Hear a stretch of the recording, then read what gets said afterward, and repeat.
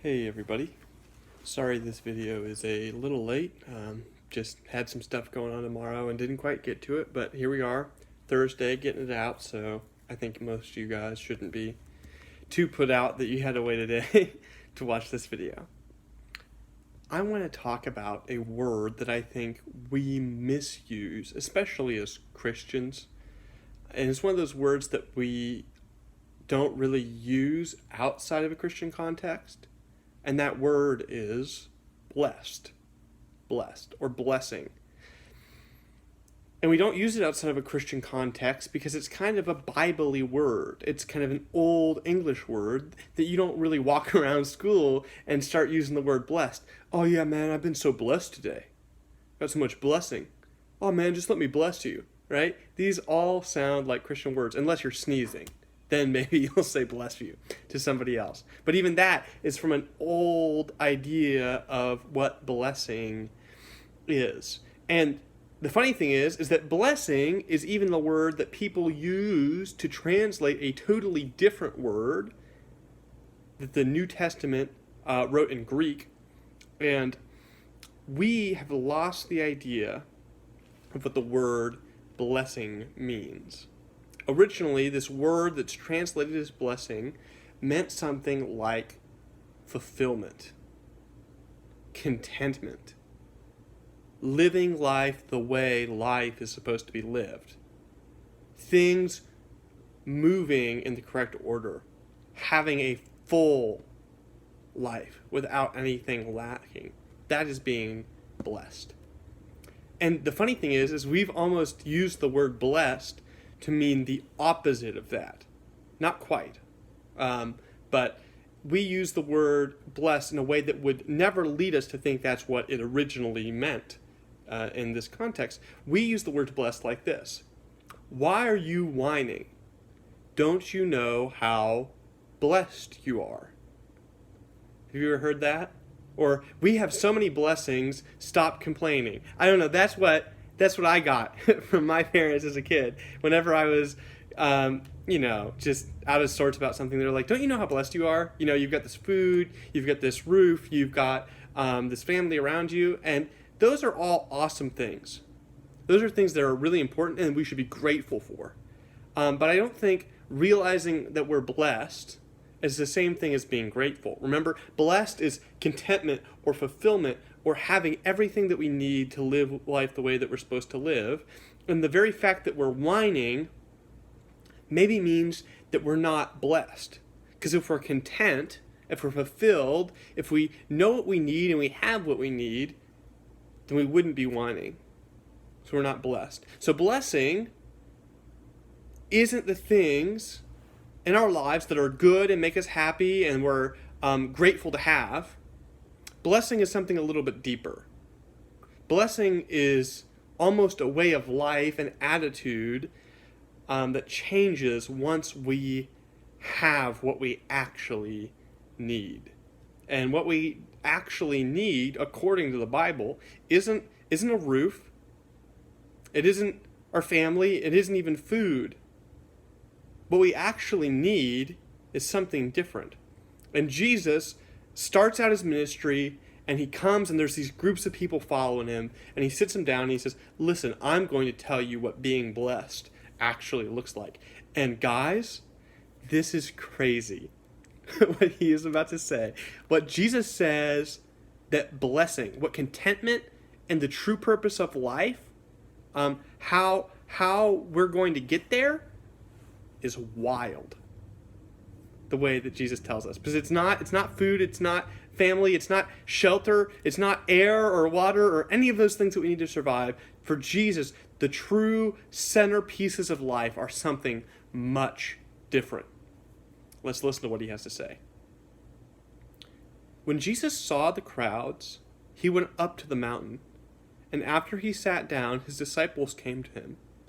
And then he began to speak and taught them, saying, blessed are the poor in spirit, those who realize how weak and how insufficient they actually are. For theirs is the kingdom of heaven.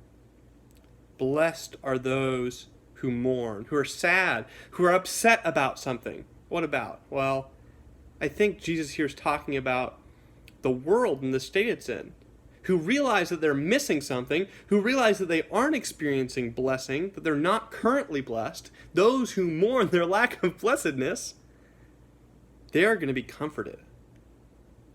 Blessed are those who are meek. That's kind of a new word for maybe some of you.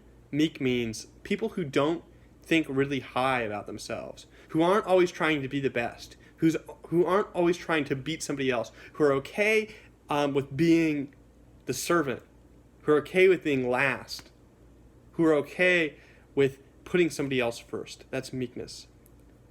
And those people are going to inherit the whole earth. Blessed are those who hunger and thirst for righteousness. Those who want to see themselves made righteous. Righteous is doing the right thing the way that we're actually supposed to live, as opposed to sin. Those who don't want to sin and who don't want to see sin done, they're going to be satisfied. They're going to be filled up like with good food. Even like when we're hungry and we get good food, those who are hungry for righteousness are going to be filled up. Blessed are those who are merciful, who don't get back at people, even when those people deserve it. Who show people forgiveness when they don't deserve it. They're going to receive mercy. Blessed are the pure in heart, those who aren't chasing after every pleasure the world has to offer, trying to find blessing. Those who stay a course and who don't chase after all those pleasures, they are going to have clear, unclouded sight. They're going to see God. Blessed are the peacemakers who put aside their pride and seek to stop violence and hatred and all of that nasty stuff, for they will be called children of God. Blessed are those who are persecuted for righteousness' sake. So the people who try to do the right thing, when they are hurt and reviled and made fun of, theirs is the kingdom of heaven. Blessed are you and me, when people revile you. That means make fun of you and persecute you and utter all kinds of evil falsely against you because of me. That's Jesus. When people talk falsely about you and me because of Jesus, he says, rejoice and be glad, for your reward is great in heaven. For in the same way they persecuted the prophets who were before you, who God sent to give his message. Jesus sees blessing different than you and I do. For Jesus, being blessed is being poor in spirit, mourning our sin and brokenness, not putting ourselves first, seeking out what is right with a hunger, showing mercy to others, being pure in heart, making peace, and being persecuted for doing what is right. That's what's going to produce satisfaction and fullness of life in you and me. Not these things in themselves, but when we seek what God wants for us, these things result. We get the kingdom of heaven, comfort, the whole earth, satisfaction in what we seek, mercy. We get to see God. We get to become his children. We get to be part of God's kingdom and be his messengers here and now. And for Jesus, that's where blessing is. Jesus wants us to understand that when we say blessed, we're talking about something even bigger than our immediate material needs, even bigger than eating and drinking. We're talking about a plan God has for our life that surpasses anything, even death. And that's hard for us to understand because we're very much here and now people, and we have physical needs, and we have emotional needs, and we have things that we want, and we can so easily get distracted from where true blessing is. But if we read what Jesus has to say, true blessing and true contentment isn't going to be found in any of those things. And we know it's not going to be found in any of those things because, like we said earlier, when we say, oh, you should remember how blessed you are, and we point at all those material and temporary things, the very fact that we do that shows that really their blessing is temporary and fleeting, and it's so easily ignored.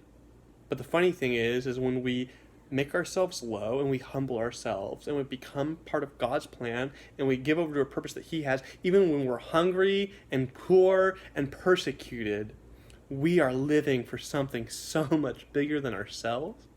We are getting to be part of God's plan and the promise that He has for us, to become inheritors of everything that He has, to become His children, to create peace and spread the good news of Jesus to the whole world.